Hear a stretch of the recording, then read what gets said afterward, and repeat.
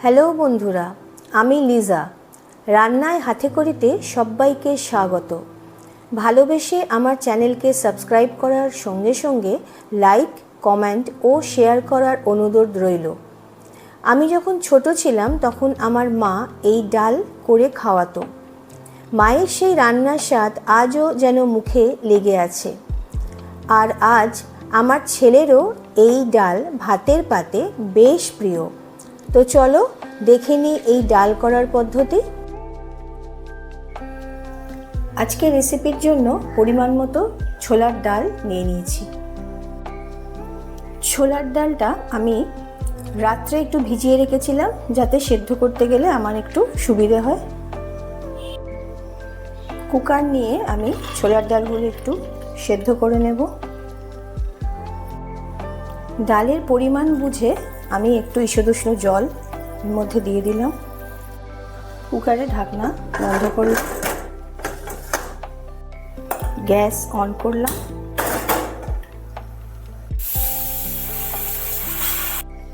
এসো দেখে নিই ডাল আমার সেদ্ধ হয়ে গেছে।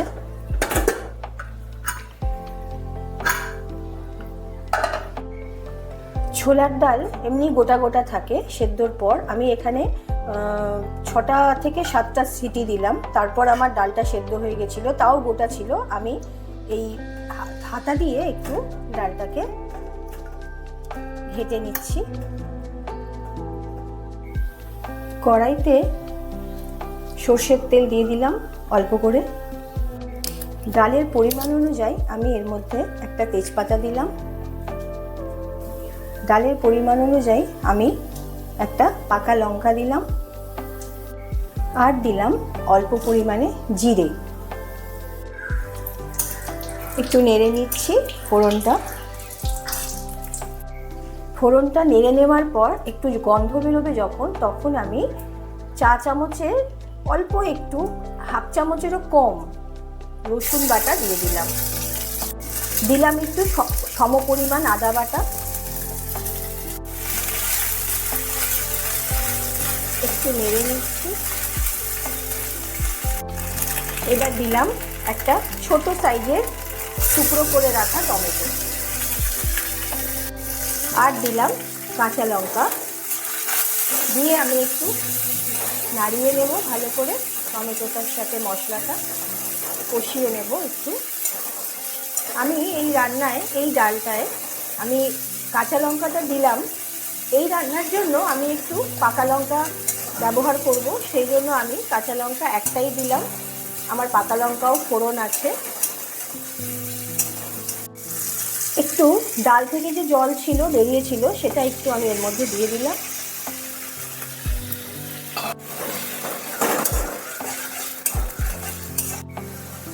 ডালের পরিমাণ অনুযায়ী আমি একটু হলুদ দিয়ে দিলাম, স্বাদ অনুযায়ী নুন দিলাম। মশলাকে ভালো করে একটু নাড়তে হবে। গ্যাসের ফ্লেমটা তোমরা তোমাদের সুবিধের মতো জোরে আর মিডিয়াম করে নিও। আমি আমার ডালের পরিমাণ অনুযায়ী একটু পাকা লঙ্কা গুঁড়ো দিয়ে দিলাম।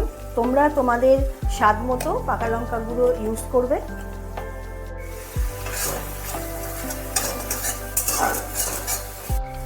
এই ডাল একটু মিষ্টি মিষ্টি, একটু ঝাল ঝাল হবে, সেই জন্য আমি এই পরিমাণ আমার ডাল অনুযায়ী আমি এইরকম ধরনের এইরকম আখের গুড় ইউজ করলাম।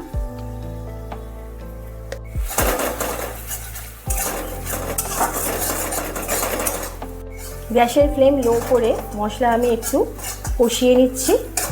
এবার আমি সেদ্ধ করে রাখা ছোলার ডাল এর মধ্যে দিয়ে দেবো। তোমরা দেখতে পাচ্ছ ছোলার ডাল একটু গোটাও আছে আবার একটু ভেঙেও গেছে, এই জিনিসটাই দরকার।